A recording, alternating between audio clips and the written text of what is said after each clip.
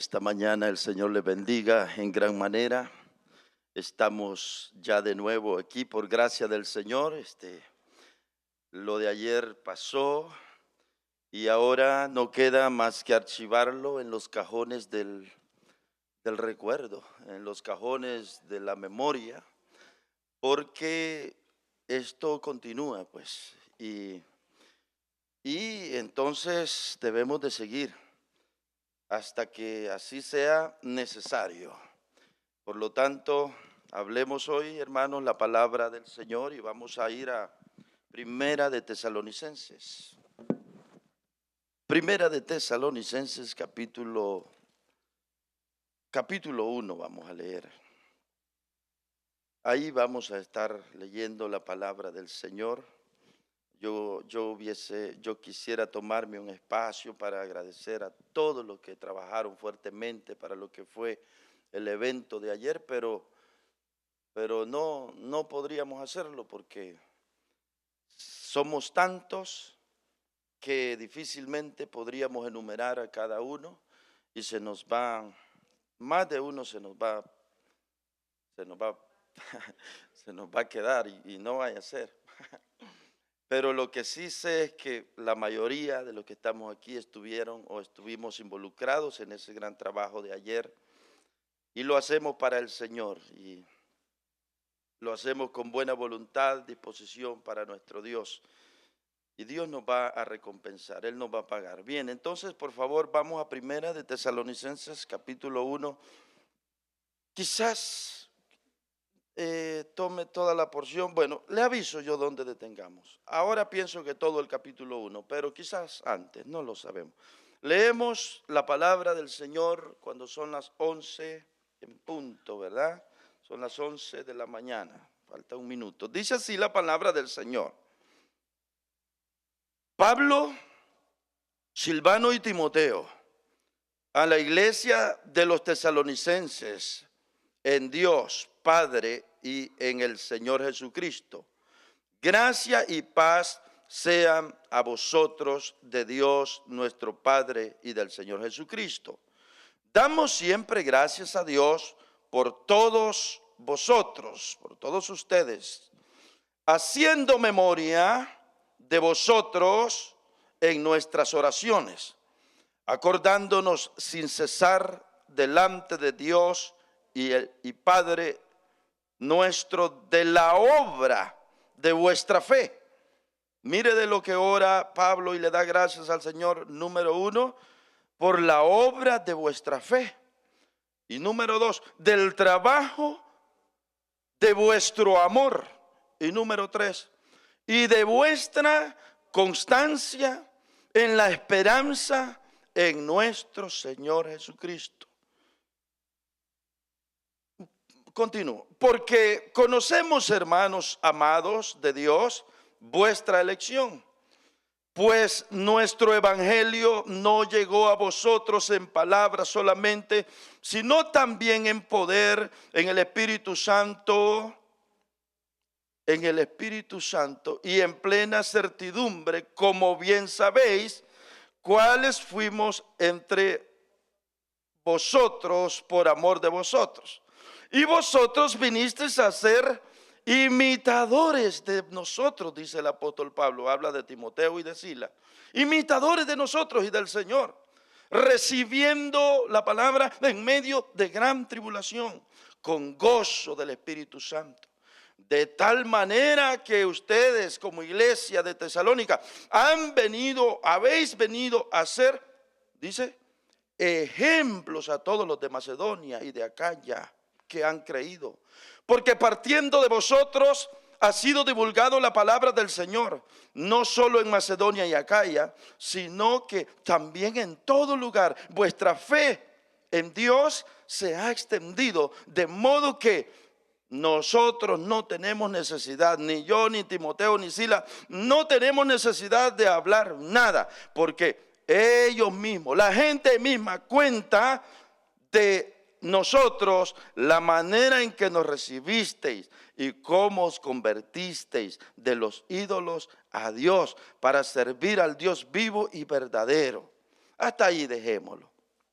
Bueno, el 10 dice, y la gente también habla de esto, y dice, y esperar de los cielos a su Hijo, el cual resucitó de los muertos, a Jesús, quien nos libra de la ira venidera.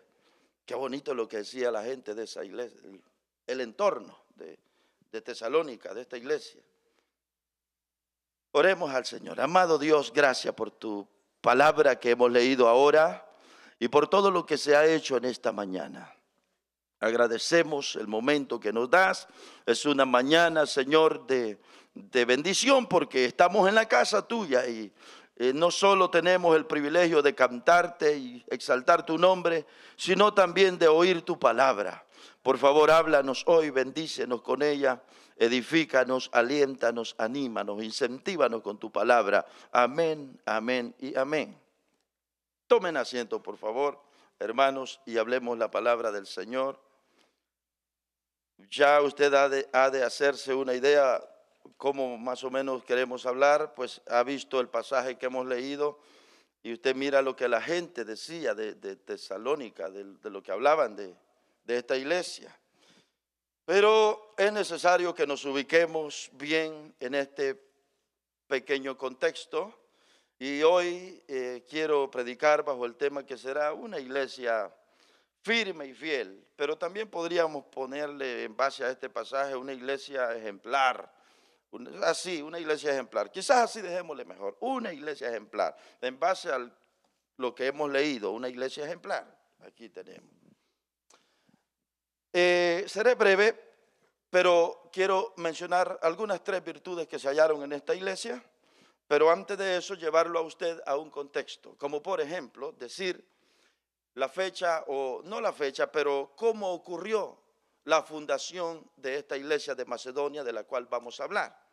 Esta iglesia, hermanos, esta iglesia de Macedonia nace allá por los años 50 y algo después del Señor Jesucristo y cuyo fundador fue el apóstol Pablo. Esta iglesia fue fundada en el segundo viaje misionero del apóstol Pablo. Ustedes saben que Pablo hizo 3 viajes. Bueno, comúnmente se sabe que hizo 3, pero en realidad hizo 4. El cuarto fue cuando casi se ahogan todos, cuando iban en la embarcación desde Cesarea hasta Roma. Y se considera que ese fue un 4.º viaje. Pero comúnmente la gente habla de 3 viajes. Primero, segundo y tercer viaje misionero. Pero esta iglesia fue fundada en el segundo viaje misionero de Pablo. En esta ocasión el apóstol Pablo andaba con Silas.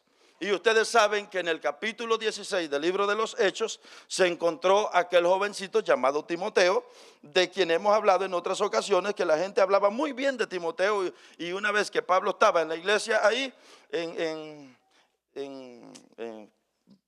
se me escapó el nombre de la iglesia, una de las ciudades donde iba, visitó la iglesia, se me escapó, capítulo 16, verso 1 y 2 está. Pero ahí recogió a Timoteo. Toda la gente le decía, este te conviene, llévatelo, este muchacho da buen testimonio, este hombre va a ser un gran ayudante para ti, va a ser una pieza que te va a ayudar mucho. Y Pablo dijo, está bien, me voy a llevar a Timoteo, y se lo llevó. Se llevó a Timoteo. Bueno, ocurre que yendo por el camino, más adelante, Pablo, estando en todo el continente de Asia, dijo, voy a ir a predicar allá, a Bitinia y a otras ciudades. Y el Espíritu Santo le habló y le dijo, no, Pablo, no vas a ir a Bitinia. Libro de los Hechos, leámoslo, por favor, si nos lo presenta nuestro hermano por allá. Vamos a ver este pasaje, algo rápido. Capítulo 16, verso 6 de los Hechos. ¿Qué dice?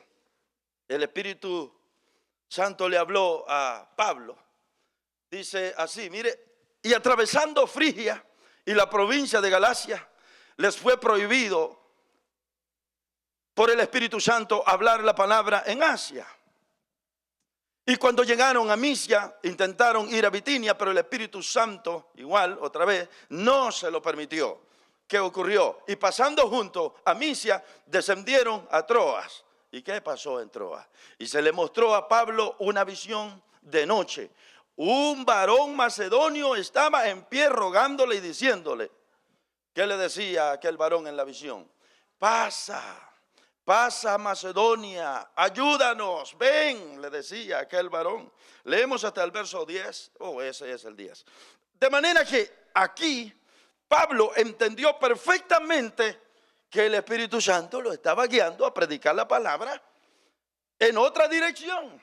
Desde este momento Pablo se propone y busca una dirección que lo condujera hacia este lugar que le ha mostrado aquí en visión el Señor, es decir, Macedonia. Macedonia era la gran provincia romana cuya capital de Macedonia era Tesalónica. Tesalónica era la capital de Macedonia. Macedonia, que era una provincia, un territorio inmensamente grande. En Macedonia había un gran puerto.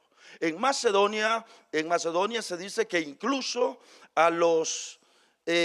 tenían su propio gobierno. Roma, el imperio, había permitido que, como Macedonia era tan grande, ustedes saben que Macedonia fue la casa de los grandes guerreros, como Alejandro Magno. Allí estaba, fue el lugar fuerte de todo el imperio. Entonces a Macedonia, por ser una provincia tan fuerte, se le permitió incluso tener su propio gobierno. Y también se le dio el privilegio de: vas a estar exento de impuestos, no vas a pagar impuestos. Y esto hizo, no solo esto, sino que la vía principal que atravesaba diferentes ciudades grandes del imperio pasaba en medio de Macedonia. De manera que Macedonia vino a ser la provincia más grande y fuerte. Y Tesalónica, donde vamos a hablar que estaba la iglesia, era la capital. Y como allí estaban exentos de impuestos. Había mucho comercio porque en aquel tiempo era el puerto, era el lugar donde se movía toda la mercancía, no como hoy con aviones y todo lo demás. Entonces el centro del comercio estaba allí.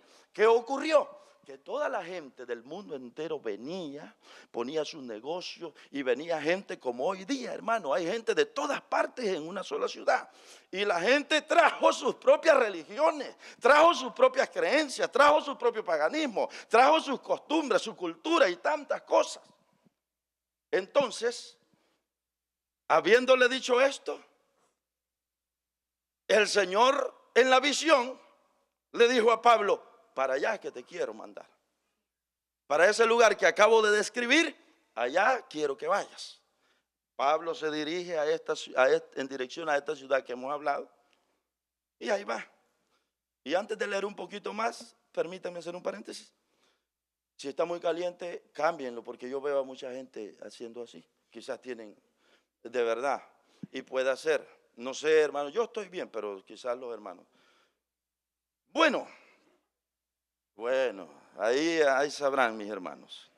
69 y 70 está rico, siempre. Aquí. Perdonen ese paréntesis. Tenemos el contexto un poco, hermanos, aún falta un poquito, pero estamos ubicados. Muy importante entender el contexto, porque si uno no entiende el contexto, no vamos a entender el mensaje como realmente es. Ahora, vamos a pasar a otra parte. Vámonos ya a lo que es Macedonia. Cuando ya Pablo llega a Macedonia o a Tesalónica, vámonos al capítulo 17, verso 1. Mire capítulo 17, verso 1 hacia adelante lo que dice. Vamos a ver, capítulo 17 de los Hechos, verso 1 hacia adelante.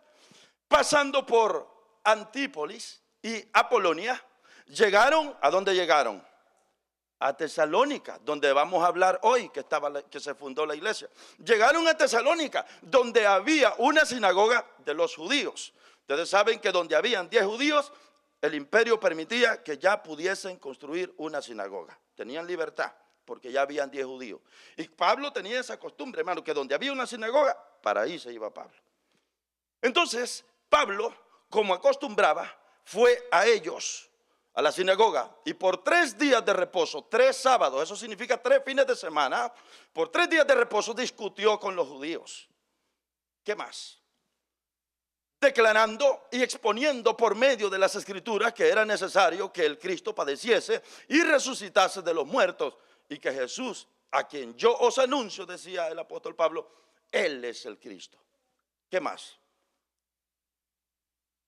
Y algunos de ellos, algunos de esos judíos que estaban en la sinagoga, creyeron y se juntaron con Pablo y con Silas, los dos misioneros, y de los griegos piadosos, gran número, y mujeres nobles, no pocas. Mucha gente creyó a la predicación del apóstol Pablo, al evangelio. Entonces los judíos que no creían sintieron celos, tomaron consigo algunos ociosos, hombres malos, y juntando una turba, alborotaron la ciudad y asaltando la casa de Jason, procuraban sacarlos al pueblo. Pero no hallándolos, trajeron a Jason y a algunos hermanos ante las autoridades de la ciudad, gritando. ¿Cómo gritaban esta gente? Estos son, no, estos que trastornan el mundo entero, también han llegado acá. Pablo y Silas andaban allí, y Timoteo. Y la gente está diciendo, ya llegaron a esta ciudad también a hacer sus desórdenes. La gente ahora está sintiéndose mal. Estamos en el verso 7 y vamos a ir hasta el 9. Y seguimos un poquito más. A estos hombres que han venido a alborotar la ciudad, los cuales Jason ha recibido, y todos estos contravienen los decretos de César, diciendo que hay otro rey, Jesús. Los cristianos solo llamaban rey a nuestro Señor Jesús. Y alborotaron al pueblo y a las autoridades de la ciudad, oyendo estas cosas. Pero obtenida fianza de Jason y de los demás, lo soltaron. Y el último, ¿qué dice el último? Inmediatamente los hermanos enviaron de noche a Pablo y a Silas hasta Berea, y ellos, habiendo llegado, entraron en la sinagoga de los judíos. Hasta allí. Lo que acabo de leer, espero que no les suene muy cansado, hermanos, porque es bien interesante ver todo eso. No sorprendamos que leímos bastantito, pero ya no vamos a leer más casi. Esto que hemos leído hoy ha descrito exactamente la fundación de la iglesia de Tesalónica. Lo que más tarde se le escribió, lo que fue la primera carta de Tesalonicenses y la segunda carta de Tesalonicenses. Aquí lo tenemos. Este momento fue el momento de la fundación de la iglesia de Tesalónica. ¿Y a dónde fundaron la iglesia, pastor? A donde ya dije, donde había paganismo, donde habían otras religiones, donde había una mezcla de culturas, gente con diferentes creencias, paganismo, había el comercio, estaba fuerte ahí, había de todo. Ahí se funda la iglesia. Cuando llega el apóstol Pablo y Silas, claro, la gente, hermanos, rechazó el evangelio como siempre. Y aquí ve que tuvieron que sacar a Pablo a escondidas, es decir, de noche lo tuvieron que sacar, porque si no, pobre hermano, el hermano Pablo, pero lo sacaron de noche. Bien, allí está, hermanos, todo cómo estaba fundada, cómo se funda la iglesia. Y lo último que debo decir es que el apóstol Pablo en esta iglesia no permaneció mucho tiempo, porque no se le permitió. La persecución estaba muy fuerte y no se le permitió. Entonces, al no permitirle estar mucho tiempo allí por la persecución, la iglesia quedó bien tierna. Bien tierna, hermanos, tierna. Muy tierna quedó la iglesia. Y bueno, eso era arriesgado, pero a pesar de que esta iglesia quedó tierna, ahora quiero que nos volvamos a Primera de Tesalonicenses, donde leímos la base principal, que está en Primera Tesalonicenses capítulo 1 y en el verso 2 hacia adelante, donde dice el apóstol Pablo, teniendo en cuenta que Pablo dejó a esta iglesia recién fundada, tierna, muy tierna. Ahora Pablo les escribe más tarde y les dice, damos siempre gracias a Dios por todos vosotros, haciendo memoria, acordándonos de ustedes en nuestras oraciones, Pablo se acuerda de los hermanos que dejó allá recién convertidos. Se considera, hermano, que allí estuvo como unos 3 meses el apóstol Pablo. La Biblia nos pasa a grandes rasgos como que todo pasó en una noche y rapidito ya sacaron a Pablo. Pero se considera que estuvo allí unos 3 meses junto con Silas trabajando a esta iglesia. Verso 3, acordándonos sin cesar delante del Dios y Padre nuestro. Y aquí va la primera virtud que hallamos de esta iglesia ejemplar. Del Padre nuestro nos acordamos de la obra de vuestra fe. Esta es una primera virtud, la obra de vuestra fe, dice el apóstol Pablo. Hermanos, esta iglesia fue una iglesia ejemplar que, a pesar de estar nueva, era una iglesia que abundó en buenas obras. Es decir, no solo abundó en buenas obras, sino que la fe que abrazó, la manera en que abrazó este evangelio, hizo que esta gente fuera transformada de verdad. Y esta gente pudo evidenciar la nueva fe.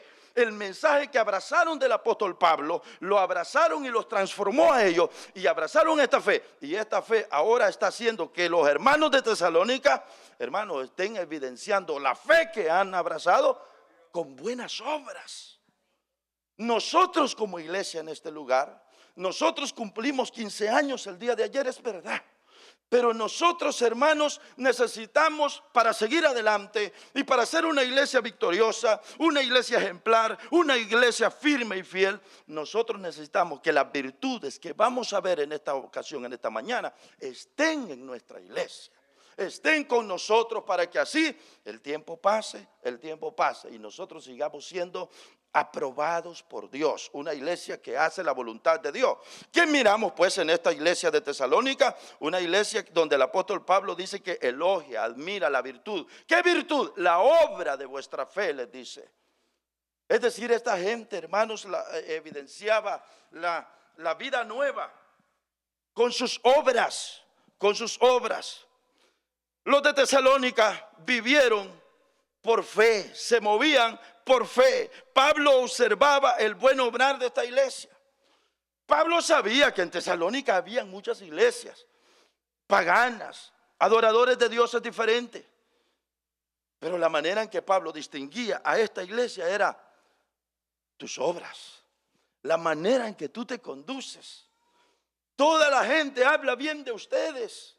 Han llenado todo el entorno del buen testimonio de la palabra de Dios.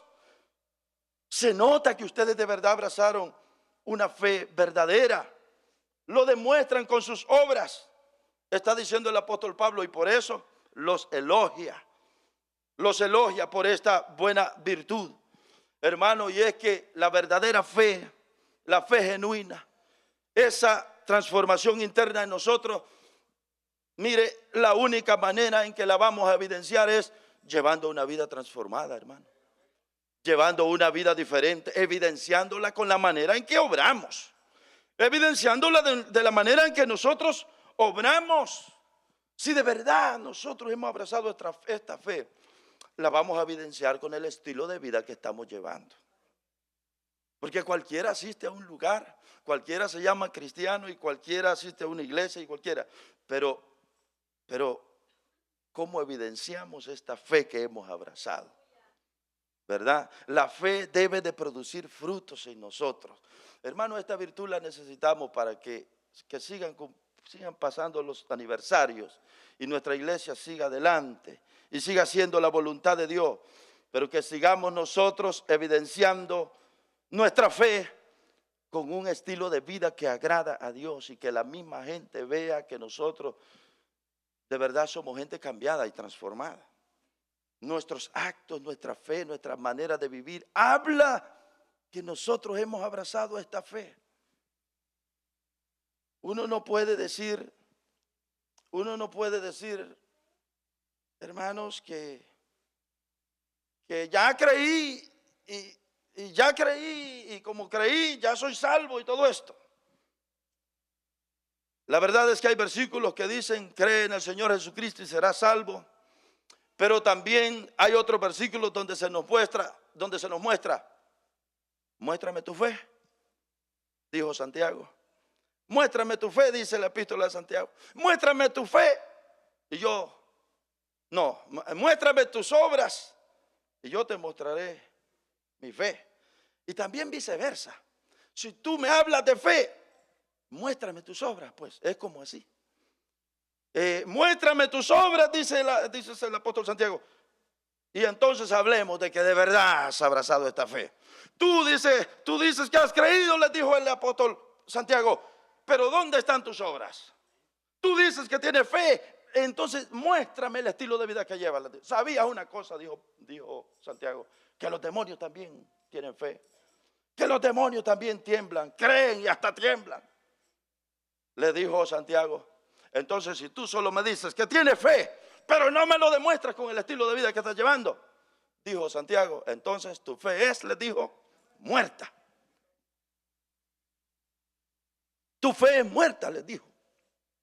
De manera que la vida en el Evangelio realmente, hermanos, es una vida que sí creímos un día, pero la vamos a revelar, la vamos a manifestar con nuestra forma de vivir, con nuestro estilo de vida. Igual que la iglesia de Tesalónica, que aunque estaban en medio de un gran paganismo, en medio de una ciudad como la que he descrito, esta gente daba testimonio de guardarse para Dios, daban testimonio de ser gente nueva, de vivir de verdad diferente para Dios. ¿Qué cosas habría hecho Tesalónica? No lo sabemos, la Biblia no dice que hacían, pero ¿qué cosas habrá hecho para que impactaron tanto a la ciudad que la ciudad misma entera hablaba y decía esa gente? ¿Qué cosas habrá hecho? Las cosas que le llaman hoy día bastante la atención a la gente es esas obras externas, esas cosas que se miran, como por ejemplo cuidar a los enfermos, cuidar a las viudas, visitar a los presos, darle comida a los necesitados. Esas cosas bastante gente las mira. La gente se fija bastante en eso. Pero no solo eso, también la gente se fija en el estilo de vida de santidad. ¿Cuánta santidad? ¿Cómo se guarda uno para Dios? ¿Cómo se priva de tantas cosas del mundo? Pero estas cosas como por ejemplo cuidar a los enfermos, cuidar a las viudas, cuidar a los leprosos y todas estas cosas que mucha gente las mira, hermano, en realidad estas cosas muchos las hacen no como fruto de la fe. ¿Sabía usted que hay mucha gente pagana que ni cree en Dios? Hay gente que no tiene ningún temor de Dios y hacen unas donaciones más grandes que usted y yo juntos. Unas grandes donaciones que hacen y no tienen ningún temor de Dios. No aman a Dios, no viven para Dios, pero hacen unas grandes donaciones. Hay médicos que se van a otros países a servir y dicen vamos a ir a una jornada y van y ponen sus servicios médicos allá en otros países. Y muchas de las veces lejos de hacerlo con el pensamiento de agradar a Dios, es decir, no es como fruto de una fe que han abrazado, no lo hacen porque aman a Dios, lo hacen algunas veces porque vamos a ir a conocer una nueva cultura, un nuevo país, vamos a ir porque va mi amiguito, vamos a ir porque va mi compañero, vamos a ir allá, pero eso está lejos de hacerlo como fruto y resultado de la fe. De manera que estas cosas, muchos las hacen. Y no quiero decir que la iglesia no debe de hacerlas, la iglesia está llamada para hacer estas cosas, pero no precisamente solo esto. Si hay algo que esta iglesia se destacaba de Tesalónica, se considera que va más allá de todo esto. Más allá de todo esto, porque una de las cosas que hace la iglesia transformada, la gente que de verdad ha abrazado esta fe, hermano, una de las cosas que hace realmente es que evidencia de verdad con excelencia la obra de la fe es testificar de Cristo. Y eso no lo hace el inconverso, no lo hace nadie que no sea la iglesia. El testificar de Cristo solamente lo hace la iglesia verdadera. Busque fuera de la iglesia a ver quién más testifica de Cristo. ¿Alguna ONG, organización sin fines de lucro, hablan de Cristo? ¿Testifican de Cristo? ¿Se preocupan por las almas perdidas? No.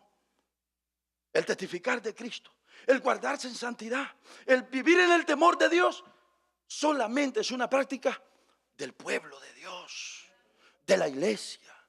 Es una práctica de la iglesia. Los únicos que esperan la venida de Cristo, como aquí se les dice, como la gente dice que esperan la venida de Cristo aquí, porque esta gente vivía con eso. El único pueblo, la única gente que espera o que vive con la espera de que Cristo viene es la iglesia. Es la iglesia. De manera que nosotros llegamos a la conclusión de que lo que Pablo elogia aquí, Las obras de vuestra fe, lo que Pablo elogia es en base al contexto, porque toda la gente lo sabe, toda la gente, hermano, a la conclusión que llegamos es que esta iglesia testificaba de Cristo de verdad, daba a conocer, no se avergonzaba. Pablo les dice, ustedes recibieron nuestro mensaje en medio de gran tribulación. Fue una iglesia ejemplar de verdad, que aún en medio de la tribulación, en medio de ser despreciado, rechazado, menospreciado y vivir indiferente en la ciudad ante ellos vivían guardando la palabra del Señor y daban testimonio. Y por eso el apóstol Pablo dice, elogio eso. Me acuerdo de eso y oramos por eso. Y damos gracias, dice Pablo, a Dios por esto que ustedes están. Cómo han sido cambiados por las obras de vuestra fe. Una virtud más que encontramos en esta iglesia ejemplar de Tesalónica es el trabajo de vuestro amor. Ahí se lo dice, ahí mismo. Estábamos en el verso 3 y en la parte C de este verso 3, por ahí sería, dice que también, aparte de la obra de vuestra fe, esa vida nueva, esa vida transformada, ahora les dice que les elogia también el trabajo de vuestro amor. Trabajo en la obra del Señor. Una de las maneras de evidenciar que nosotros hemos nacido de nuevo y que hemos abrazado esta fe, una de las maneras de evidenciar esta fe que hemos abrazado es, hermano, que vuestra fe va a producir fruto y va a hacer que no estemos quietos, sino involucrados en el trabajo del Señor. Activos en el trabajo del Señor, trabajando en la obra del Señor. Una de las maneras con las que nosotros mostramos amor por Dios es sirviendo a nuestro Señor, sirviendo. El servir en la obra de Dios es uno de los resultados de haber creído en el Señor. Lo primero que debe surgir enseguida después de haber creído es: ¿en qué voy a servir en la obra de Dios? ¿En qué voy a servir? ¿En qué voy a trabajar? ¿En qué voy a ser útil en la obra del Señor? Es decir, demostrar con nuestro trabajo que realmente amamos a nuestro Dios. Esto va a evidenciar el amor a nuestro Dios. Anoté algo. El trabajar para Dios implica quitar nuestro tiempo para servir a otros. Sí, servir en la obra de Dios implica sacrificar nuestro propio tiempo para servir en la obra de Dios. Y eso de sacrificar el tiempo para otro, eso de servir implica dar tiempo, vida. El tiempo es vida. Y eso de dedicar el tiempo para otro, no crea que está en... No en todos, no abunda la gente que quiere sacrificarse por otro. No. Cuesta, hermano. No le vaya a asignar algo que implica pasarse un gran tiempo en eso porque, pues no cuente conmigo. Pues ahí yo no voy. Es que hay que esforzarse, es que hay que dedicar esto, es que hay que... Miren, hermanos, servir a Dios siempre va a ser un tema bien complicado porque involucra nuestro tiempo, nuestra vida, nuestra dedicación.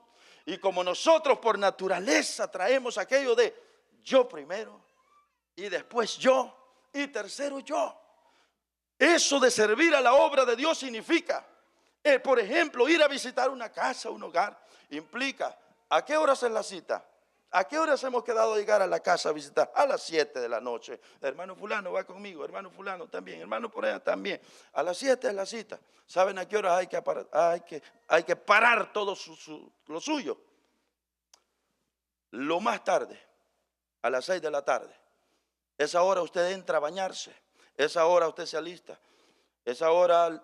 En una hora usted tiene que bañarse, alistarse, cambiarse, venir a la iglesia, juntarse con los que va a ir a visitar y manejar para el lugar donde van a ir. Y si es muy lejos hay que entrar antes de las 6 al baño. Y hay que estar aquí, hermano. Y el punto es que usted dijo que a las 7 iba a llegar a esa casa, a las 7 va a estar allí.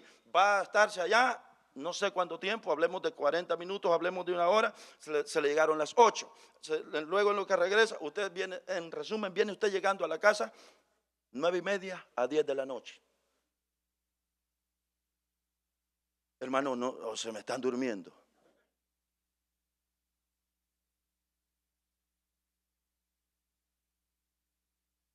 Eso es servir en la obra de Dios. Usted no puede disponer desde las 6 de la tarde hasta las 10 de la noche. ¿Usted lo dedicó para quién? Bueno, lo dedicó para Dios. Pero sí, muy bien. Pero desde las 6 de la tarde hasta las 10 de la noche fue un tiempo con el que usted no contó para usted, ni para sus hijos, ni para su casa, ni su esposa, ni nadie, ni para usted mismo ir a un restaurante o lo que quiera, ni nada, nada. Usted incluso sacrificó y dejó de hacer cosas porque esas horas usted las dedicó, 4 horas las dedicó al servicio, exactamente.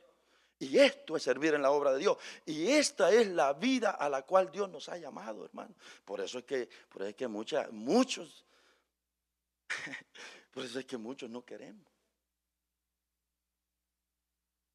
Pero ¿saben una cosa? Si no queremos eso, usted solamente tiene otra opción. ¿Cuál será? ¿Cuál es la otra opción? La otra es no servir. La otra es no servir. Si usted no quiere, no va a pagar ese precio, si usted no está dispuesto a pagar ese precio al cual Dios le llama, no está dispuesto, entonces la otra opción es sentarse y no, pues. Hay que vaya Pancho, que vaya Pancha y el sobrino de Pancho. Miren, hermanos, así sencillo ejemplo. Esa es la realidad del servicio en la obra del Señor. Que hay que hacer la célula. ¿Desde qué horas los hermanos están pensando? Desde la mañana y hay que estar ahí. ¿Cuántos aquí pudieran ir a alguna célula? Bueno, hay muchos que están solo esperando que les consigamos la casa, pero hay otros que no cuenta, no cuenta. Para otros no cuenta. Y no porque no, simplemente toman la decisión de no, eso no es para mí. O yo no voy a apoyar eso, puede ser. No se sienta mal, yo no sé, hasta aquí no. Lo que sí es que creemos que hay ese tipo de gente. Pero volvámonos al servicio. Esta iglesia, Pablo la elogia, le dice, te elogio por las obras de fe. No solo eso, tu trabajo de amor. Que cómo trabajas, cómo veo que te mueves en el trabajo, cómo sirves en la obra. Hermano, esto de servir en la obra del Señor va a demandar nuestro tiempo, sacrificar nuestro tiempo, algunas veces hasta nuestro dinero, hasta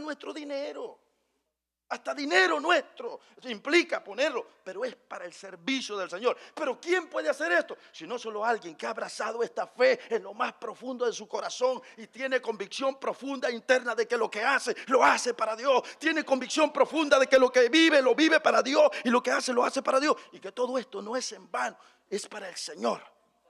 Solo cuando se ha alcanzado como esta iglesia aquí, se puede hacer esta cosa. De lo contrario, olvídese, gloria a Dios por la gente que a través de la historia, a través de los siglos, se han quitado la camisa, han dejado la piel en el camino, hermanos, han hecho la obra del Señor en contra de toda oposición, en contra de grandes y serias dificultades, pero han hecho la obra del Señor, han pagado el precio. Y es esa la razón por la cual nosotros estamos como estamos. 2000 años después de Cristo, 2000 años antes de nosotros han pasado, y gracias a Dios el evangelio llegó a nosotros porque hubo gente dispuesta a negarse a ellos mismos, a sacrificar su propio tiempo, pero dijeron al Señor, yo aquí estoy, Señor, te voy a servir, Señor. Y por eso la obra del Señor sigue para adelante. Hermanos, esta mañana yo espero darme a entender, hay un mensaje para nosotros como iglesia. Primero, evidenciemos nuestra fe con obras. Y número 2, dispongámonos a servir en la obra del Señor. Trabajemos en la obra del Señor, mis hermanos.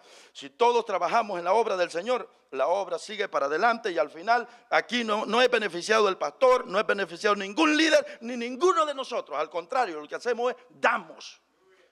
Aquí realmente lo que hacemos es para Dios, para Dios, para Dios.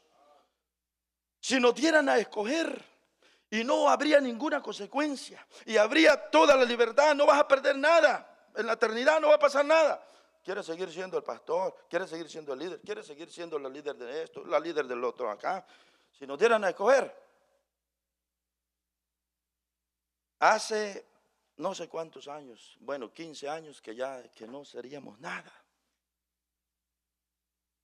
¿No? Si nos dieran a escoger, porque este asunto del trabajo, del sacrificio, esto de la obra del Señor, esto, hermanos, no es sencillo. Pero a esto nos ha llamado Dios. Veamos a una iglesia ejemplar aquí, Tesalónica. Miren, hermanos, no se me pongan serio. Esto es necesario. Miren, les voy a hacer más claro. Estamos culminando un año.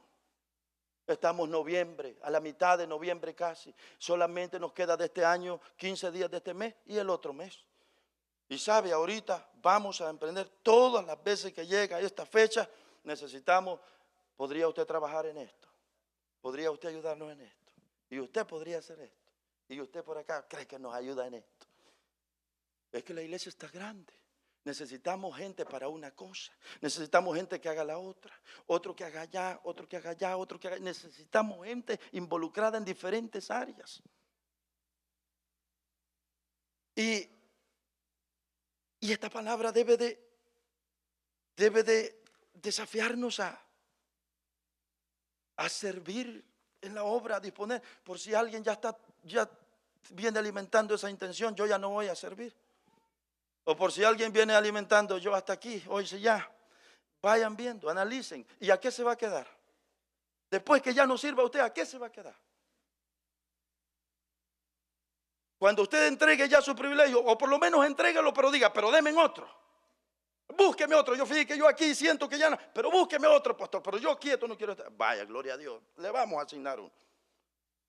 Pero si usted entrega y dice ya no quiero, ¿y qué va a hacer? Le digo que le va a pasar. Se va a entrar en una, va a faltar cuando le dé la gana. Se va a enfriar de, como dicen, de voladas, como dicen por ahí. Va a faltar a la iglesia cuando le dé la regalada gana. Aquí vamos a estar con compromiso, con seriedad y todo. Y usted como siente que no tiene nada, vámonos vámonos, póngale a lo que usted quiera. A un día sábado de culto fuerte, a un día domingo fuerte. Yo no tengo compromiso, que vayan aquellos. Y usted allá en la rueda o viendo, saber qué anda haciendo allá. Y aquí los hermanos trabajaron para que se llevara a cabo la actividad, el culto, gente involucrada sirviendo. Y usted, yo no tengo compromiso, que vayan otro. A esa vida quiere caer. ¿Dónde está? Dijo Santiago, muéstrame tus obras y entonces yo te voy a creer que tú has abrazado esta fe, dijo Santiago. Es que miren, el llamado para el pueblo de Dios es, si has creído en esto, el otro es, empecemos a servir, empecemos a trabajar. Así que si alguien está alimentando esa idea, yo ya voy a renunciar a esto, se le perdona, pero esté pensando en qué otra área sí lo va a hacer. Pero no esté pensando en ya no servir. El que no sirve, bueno, eso lo dijeron ustedes.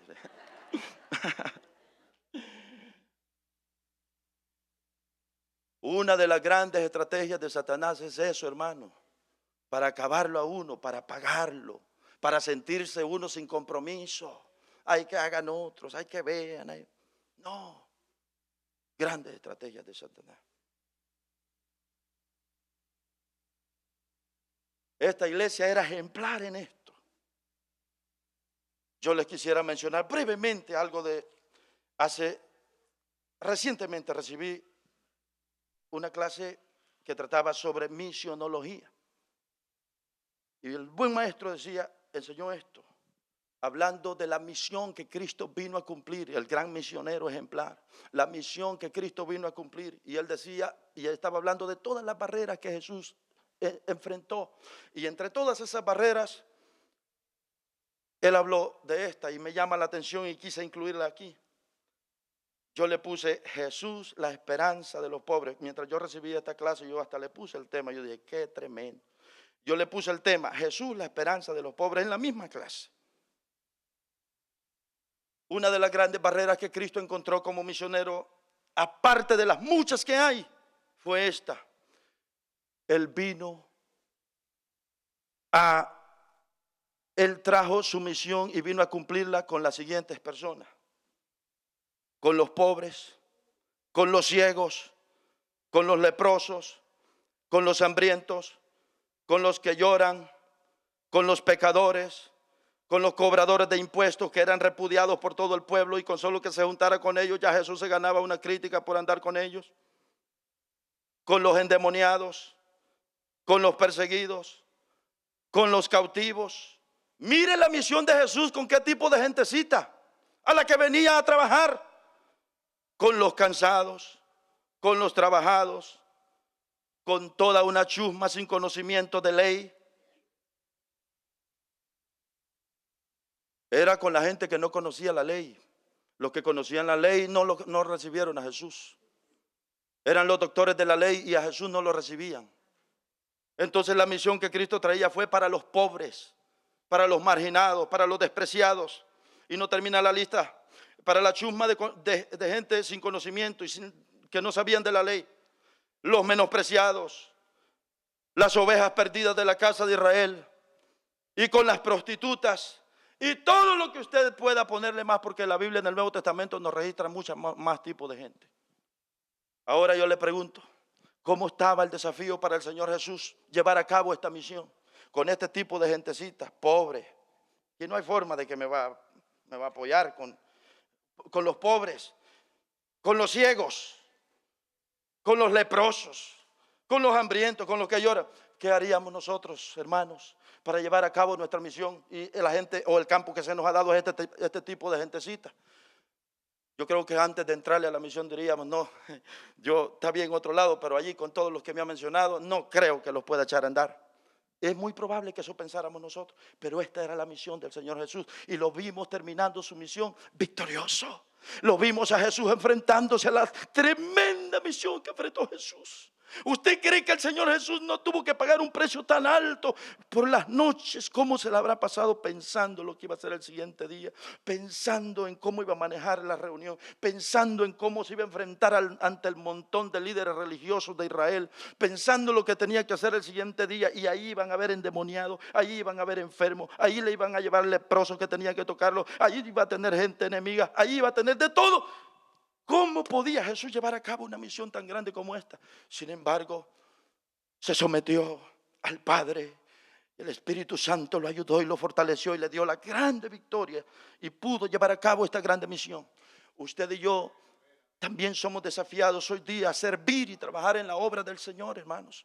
No vamos a hacer una misión tan grande como la que hizo el Señor Jesús. Nadie la puede hacer, pero sí nosotros, en el campo que estamos, en el contexto en que vivimos, nosotros tenemos los mismos recursos. Tenemos a Dios de nuestro lado, tenemos al Espíritu Santo, tenemos a Jesús que nos dijo claramente, vayan y hagan discípulos. Y eso tiene que ver con esto, con servir, con trabajar, con enseñar, con formar. Esto tiene que ver, ¿qué dijo Jesús? Yo estaré con todos, yo estaré con ustedes todos los días.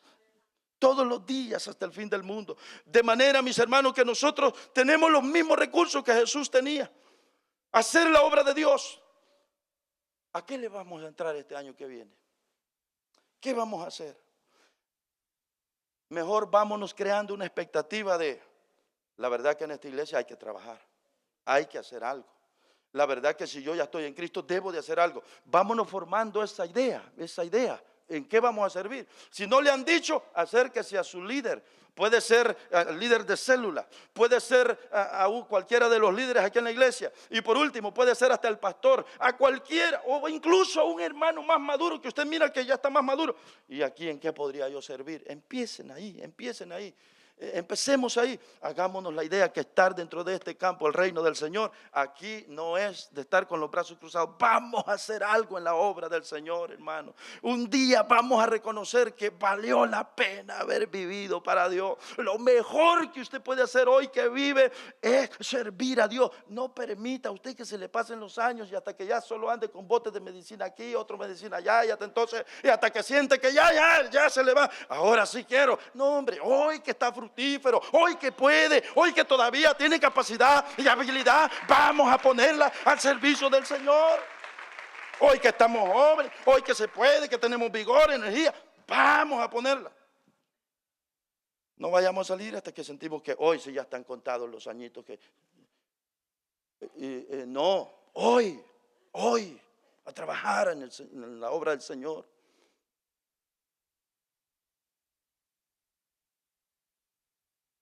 Concluyo diciendo que el estar involucrado en las cosas, en los negocios del Señor, le ayudará a mantenerse. Estar involucrado en los negocios del Señor le va a ayudar a mantenerse. Si usted no se involucra en algo, lo que le dije hace un momento, la mujer le va a decir, hoy no vayamos, pues ya fuimos y mira esto. Usted que no tiene tanto compromiso y siente, está bien, pues. De repente a la mujer le va a salir, ya no hemos asado carne, ¿por qué no vamos a traer unas libritas ya que nos fuimos a la iglesia? Mandemos a fulanito. Va a fulanito a traer unas cuantas libras, aquí está, papá. Carne asada tuvieron, mientras que el culto aquí alabábamos a Dios. Mire, es muy peligroso. Ahí llega uno, es que esa es la naturaleza, es que eso es lo normal de la gente sin Cristo, es que eso es lo normal. Usted no me venga a decir, no, yo no hago eso. Dígamelo si quiere, pero el punto es que si usted no hace esto que le decimos, ahí va a ir a parar. Estar involucrado en los negocios del Señor, esto lo dejó Dios para que, mire, tuviéramos brillo espiritual, para que estuviéramos involucrados con los hermanos, para que estuviéramos activos, para que tuviéramos gozo. Sabe que servirle al Señor produce tanto gozo. Cuando uno va, yo siempre pongo de ejemplo, uno va a visitar una familia, fue, oró, apartó tiempo, dedicó. Cuando uno viene de allá con los hermanos, uno viene feliz y contento. Y uno dice, gloria a Dios que hicimos el trabajo. Muchas gracias, hermano, que me acompañó. Muchas gracias, varón, que me acompañaron. No, pastor, ya sabe, cuando usted quiera, vamos otra vez.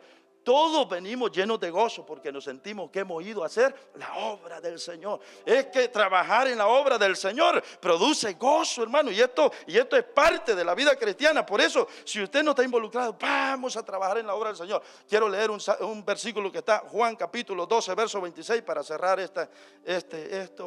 San Juan 12, 26. ¿Qué dice el libro de Juan 12, 26? Dice, si alguno me sirve, sígame.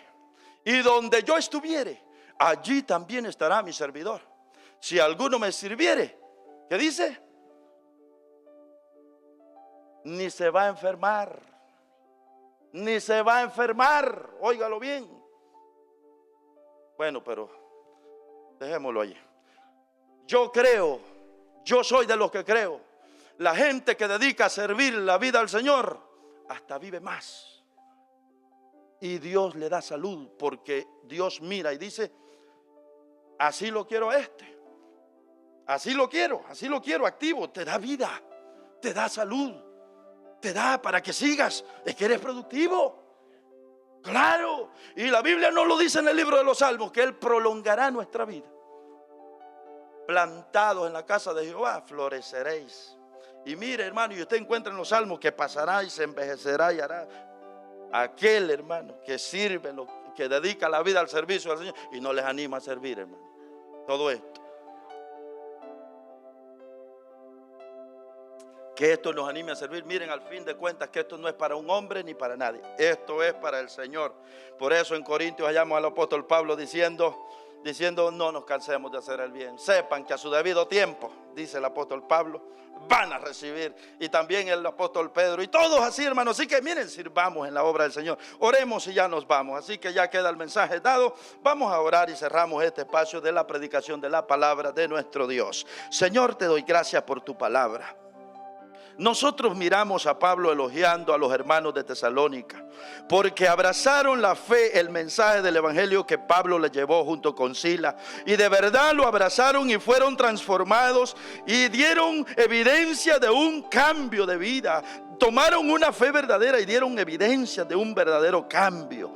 Y no solo eso, esta gente sirvió en tu obra, se entregaron a servir en tu obra. Señor, solo hemos hablado de estas dos virtudes, pero estas virtudes que hemos mencionado hoy, nuestra iglesia también las necesita. Señor, lo necesitamos aplicar e implementar en nuestra vida. Ayúdanos, Señor, que todos los que estamos en esta congregación nos involucremos a servirte. Viene un fin de año donde vamos a trabajar, Señor, de diferentes maneras. Vamos a crear cosas que no habíamos creado el año pasado. Señor, necesitamos de gente dispuesta. Yo te ruego que despiertes en el corazón de cada uno de nosotros ese sentir, esa pasión, ese arder profundo en el corazón de disponer nuestra vida a tu servicio, de ofrecerte nuestras manos, nuestros pies, nuestro intelecto, nuestro cuerpo y decirte: aquí estoy, heme aquí, envíame. envíame a mí, sabiendo, Señor, que lo que hacemos en la obra tuya no es en vano, tiene recompensa. Y un día nos vamos, Señor, nos vamos a regocijar y vamos a reconocer que lo mejor que hicimos fue haber vivido una vida de servicio. Bendice a tu pueblo, pone deseo y disposición de servir en tu obra. Amén, Señor, y amén. Gracias por tu palabra, que quede en nuestros corazones, Señor.